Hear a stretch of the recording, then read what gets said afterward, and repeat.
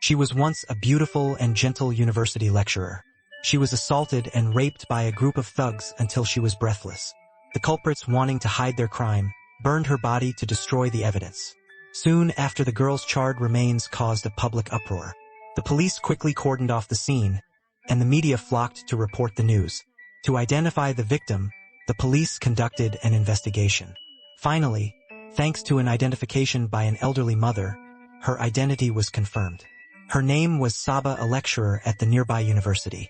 Saba not only had a youthful and beautiful appearance but also a kind and gentle heart. Yet, such a beloved teacher was so brutally assaulted.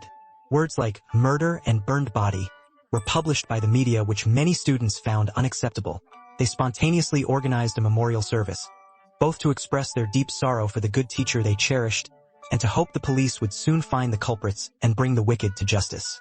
But at this very moment, a statement from the principal stunned everyone present. Regarding Saba's tragic death, what the principal cared about wasn't whether the culprit was still at large, but the negative impact this incident would have on the school's reputation. Yes, she was cruelly assaulted and then burned alive, we all know that. But I still don't understand why she stayed here until 10:30 that night. The principal not only failed to speak up for Saba but even criticized her for staying at school so late. Perhaps in his subconscious, he held prejudices against women, leading him to blame Saba's attire or even improper behavior as the cause of her death. Little did he know, those words immediately ignited strong indignation among the students. They couldn't believe their teacher's horrific death was being treated so lightly by the leadership. To demand justice for Saba and bring the culprits to justice soon, a large number of students spontaneously gathered in front of the Gandhi statue to protest. Their indignant chants were like a fire spreading quickly to those around them. Seeing the protest growing more intense, a group of fully armed police officers suddenly stormed the school without any warning. These unarmed students were immediately suppressed. Although many were later hospitalized due to injuries, a female student named Gauri managed to upload a video of the scene online before she fainted. "We are being brutally attacked by the police. Our teacher was burned a few days ago. We were protesting peacefully. A group of police stormed our school and attacked us mercilessly. Look, the students are panicking. They don't know where to go or what to do." Gauri's words quickly gained public sympathy. More and more university students stood up to speak out for them. The media also began reporting extensively. They questioned why the police weren't arresting the culprits but instead pointing their weapons at peaceful student protesters, demanding the government provide a reasonable explanation. As the situation threatened to escalate further, Deputy Commissioner Kuma suddenly appeared. Unlike other officers, Kuma first apologized to the students for his subordinates' actions, then promised to give everyone an answer. Next, he informed the victim Saba's mother that he would catch the culprit within 30 days. "I will bring the criminal before you within 30 days. Kuma's intervention temporarily calmed the rising wave of outrage, but everyone's attention was now focused on him. If he failed to catch the culprit, an even bigger storm would erupt. To catch Saba's killer, Kuma and his subordinates conducted a thorough investigation of the crime scene and the nearby residents. Finally, through surveillance cameras from a gas station and a toll plaza, they identified a crucial clue. The crime scene was located between the gas station and the toll plaza. This stretch of road had no turns or residential areas, and it normally took a maximum of 4 minutes to pass through. The strange thing was, about an hour after the crime occurred, a total of 96 vehicles passed the gas station but only 94 reached the toll plaza. In other words, 2 vehicles had stopped on this road for an extended period. After careful screening, they discovered it was a motorcycle and a car. Just as Kuma and his team were discussing who was more suspicious, the owner of the motorcycle suddenly came to the police station to confess. He told Kuma that on that night, after finishing work, he was on his way home. Due to speeding and failing to avoid a truck in front of him, he got into an accident. The motorcycle crashed into the guardrail, and he himself was thrown into the bushes by the roadside. When he groggily woke up in the bushes, he happened to see 4 people burning something with fire. Later he learned about the female teacher's tragic death from the news, so he came to provide evidence. The motorcyclist's testimony matched the forensic findings from the scene, so Kuma ruled him out as a suspect. With his help, the police quickly zeroed in on 4 suspicious men via surveillance cameras from a gas station. Through investigation, they discovered all 4 men had serious criminal records. But the strange thing was, no matter what crime they committed, they were only detained for a few days before being released. Some speculated they might be working for certain politicians, doing their dirty work, which is why they were protected by the higher-ups. If that was true, then arresting them would be pointless. Just then, Kuma received an unexpected phone call. His superior, who had previously shown no interest in the case, suddenly asked about the investigation's progress. Sensing something was wrong, Kuma hesitated for a moment before giving a negative reply. He wasn't sure if this person was the protector of those men, so before catching the culprits, he wouldn't reveal any information, perhaps because of the surprise move, or because the 4 criminals weren't on guard. Kuma and his officers quickly rounded them up one by one. But unexpectedly, just as the culprits were brought to the police station, the media simultaneously reported that the criminals had been arrested. It was clear someone on the inside had leaked this information. This made Kuma furious. He hadn't wanted to report to his superiors before the criminals confessed, to avoid alerting their protectors. But now he was forced to act before the umbrella behind them could intervene. Unexpectedly, during the interrogation, these men were extremely arrogant. They showed no remorse for the crimes of murder and burning the body they had committed. They even loudly declared that they would be released in just a few days. While Kuma was interrogating them, students who heard the news of the culprits' arrest also gathered outside the police station. They chanted slogans demanding the criminals be strictly punished and demanding justice for Saba. Learning this, Kuma felt somewhat helpless. He had to quickly gather enough evidence to convict the culprits. But unexpectedly, he was still one step behind. For not reporting to his superiors, Kuma was summoned and chewed out by the chief of police. The chief said this case was not simple. He had received word from internal sources that if Kuma continued to investigate, his family might be targeted. Therefore, he hoped Kuma would hand the case over to someone else. Hearing this, Kuma replied bluntly, "We wear this khaki uniform not to hide our cowardice, but to enforce the law, right? As long as I wear this uniform, I will do what is right." Just as Kuma resolved not to give up, some people suddenly arrived at the station to meet the criminals. They promised that if the 4 of them cooperated, they would be released soon. Kuma's subordinate could only watch helplessly as the criminals acted smugly. As he was about to report what he saw to Kuma, an unexpected phone call came. On the other end, the chief of police announced he had received orders from above to transfer the 4 criminals to another station and to suspend Kuma's investigation. From now on, Saba's murder case would be under the full charge of someone else. Kuma didn't expect their umbrella to act so quickly, but he could only helplessly comply with the order to transfer the criminals. On the way, the 4 criminals casually chatted about getting out soon, seemingly excited to have once again escaped legal punishment. Kuma remembered the helpless students and the mother suffering immense grief from losing her daughter. After some thought, he suddenly made a bold decision. Kuma ordered his subordinate to drive to a deserted beach. While the criminals got out of the car to relieve themselves, he suddenly drew his gun. He didn't hesitate to pull the trigger. The gunshots rang out, and the incident once again shook the nation. When people learned the criminals in the case had been gunned down, they simultaneously applauded. Saba's mother felt somewhat comforted that someone had finally exacted justice for her daughter. The police quickly held a press conference. They characterized the incident as an attack where the criminals tried to snatch a gun, forcing Kuma to fire in self-defense. Naturally, while some supported this, others were skeptical. The Human Rights Commission immediately spoke out, strongly condemning the police's abuse of power. Some even suggested it was all just a one-sided story from the police.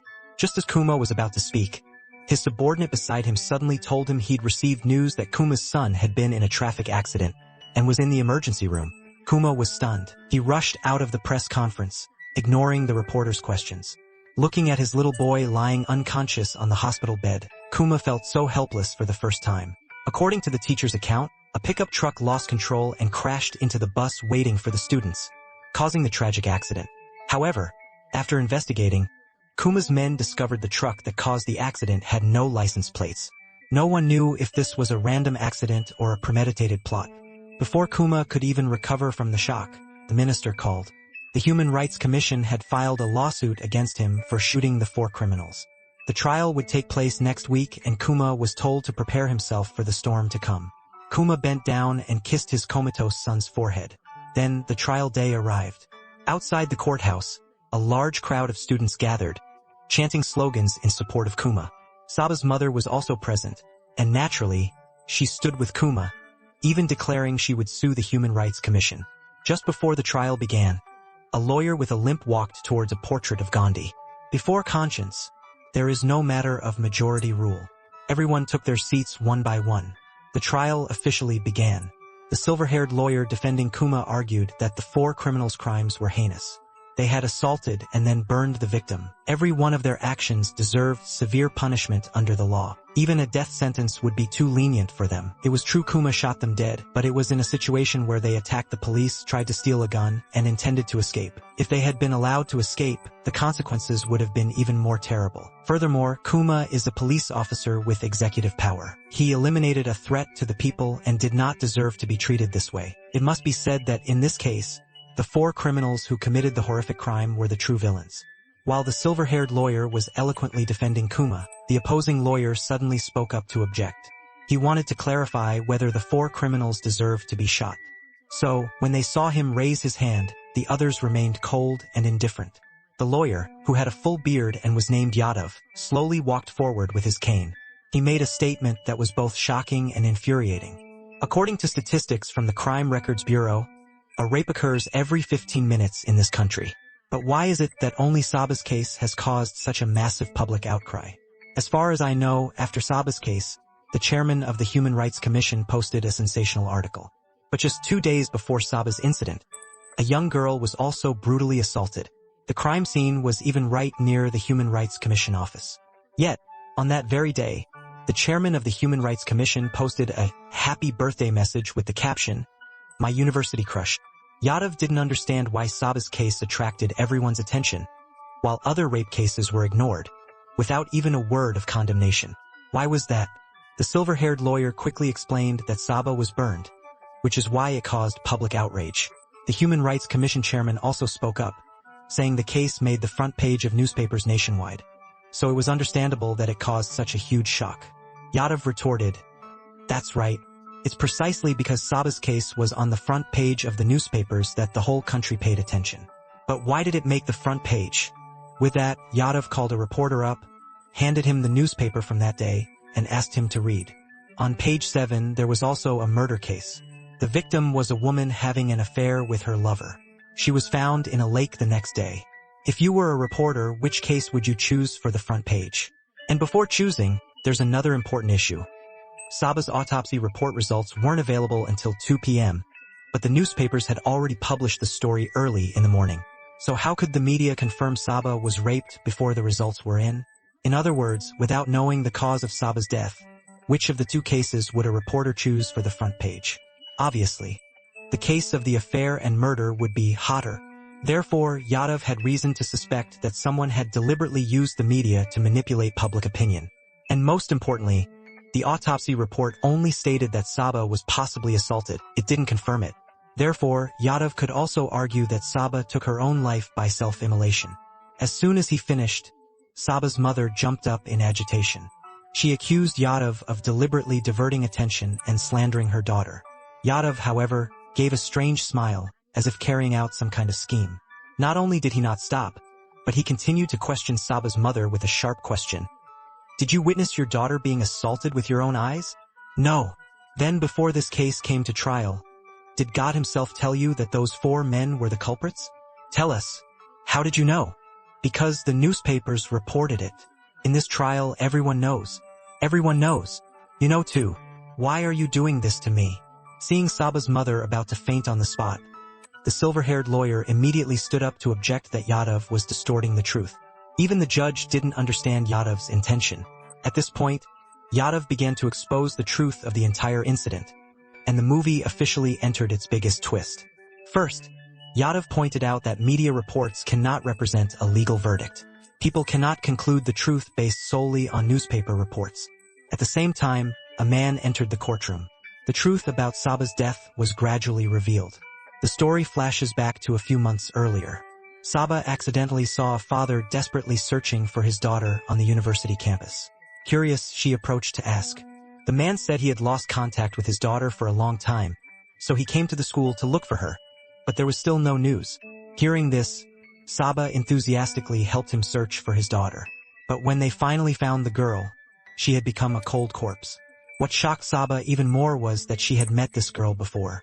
That day, the girl was sobbing over something, and Saba had gone to comfort her. She never expected that this reunion would be their last. as the girl was gone forever. Although the police concluded the girl took her own life, the father still believed his daughter could not have just committed suicide like that. The scene returns to the courtroom. Yadav emphasizes that in this school, the number of student deaths had reached a shocking 52 cases. Saba had taken notice of this, so she began to investigate the truth behind the girl's suicide. And then, among the girl's belongings left at school, Saba discovered something strange. Normally, students at this school only need 3 to 5 years to graduate, but this girl had been studying for 7 years and still hadn't received her degree. Saba continued to investigate this lead and discovered the girl's advising professor. This glasses-wearing man, a pseudo-intellectual, had deliberately failed to grade her graduation thesis. The reason was that this hypocritical professor wanted to steal the girl's research achievements. That's why he used despicable tricks to prevent her from graduating. Due to her difficult family situation and her low social class status, the girl had no way to fight back. In the end, she chose to give up on everything. Knowing the truth, Saba recommended the school fire the glasses-wearing professor, but for some reason the principal rejected this proposal. When an indignant Saba planned to go to the press to expose the matter, the professor came to beg Saba to spare him. He even promised to talk to the vice principal about promoting her. Of course, Saba did not agree, but she never expected that this very act would lead to disaster. That night, the glasses-wearing man, in a fit of rage, drove his car and ran over teacher Saba on a deserted road while she was on her way home. With him fleeing the scene, the incident should have just been a hit-and-run resulting from a personal conflict. So why did it turn into a sensational rape and murder case that shook the nation? There is only one answer: Kuma. At that time, the ministerial election was underway. The home minister was entangled in a bribery scandal and was on the verge of losing the election. This unexpected accident only put him at a further disadvantage. Just as he was angrily criticizing his subordinates for being useless, Kuma stepped up. He intended to use this accident to create an advantage for the home minister. Kuma then began to proactively plan the entire thing. First, he arranged for his subordinates to contact the media and public relations people.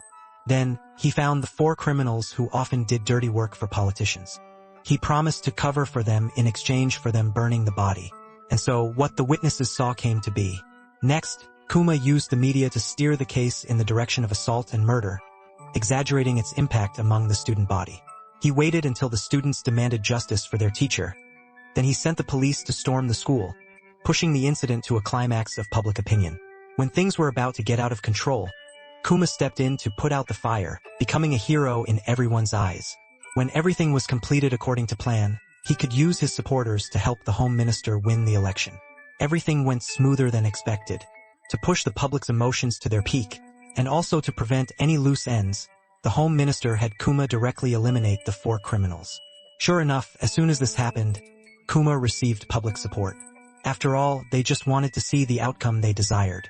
When Yadav finished saying these things, the silver-haired lawyer immediately stood up to rebut. He argued that this was all just Yadav's speculation, without any factual evidence. Just then, Kuma's most trusted subordinate unexpectedly entered the court. He testified that everything Yadav said was true. Yadav also presented a series of ironclad pieces of evidence.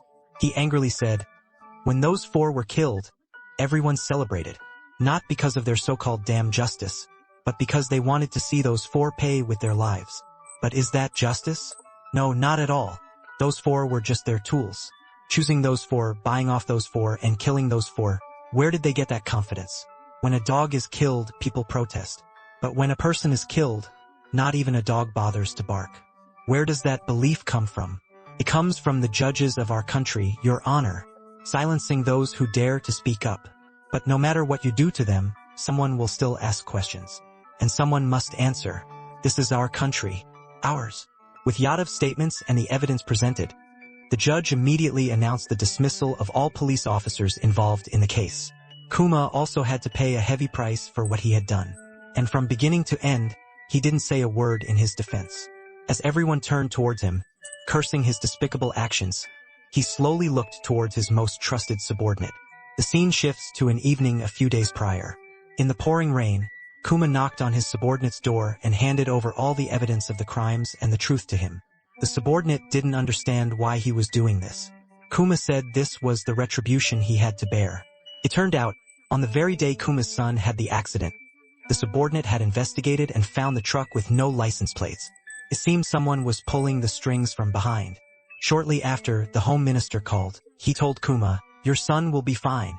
After hanging up, Kuma finally understood the Home Minister's earlier words. "To win, I will play any dirty trick, because we need to regain power." The tragedy of a hero always drives history forward. Our hero should become a figure of stature. Turned out, from start to finish, he was just a pawn on a chessboard. Although the Home Minister didn't say it explicitly, Kuma was certain he was the one behind his son's hospitalization. But that was his limit. For his son, Kuma could sacrifice everything, including himself. Therefore, he used the week before the trial to gather all the evidence, simultaneously using his position to clearly investigate the entire matter from top to bottom. He then gave the truth to his subordinate, telling him to pass it to lawyer Yadav, but not to tell him who provided the documents, because Kuma believed he had to bear this consequence. With the entire incident concluding, the glasses-wearing man was finally arrested. The Home Minister would also face appropriate punishment. The story basically ends here. It must be said that the film's plot is extremely compelling. The twists aren't just for shock value, and the film's theme is very bold. This brief explanation easily misses many outstanding lines of dialogue. I encourage everyone to watch the film. Today's story ends here. Thank you for watching. What do you think of this movie? Please comment down below.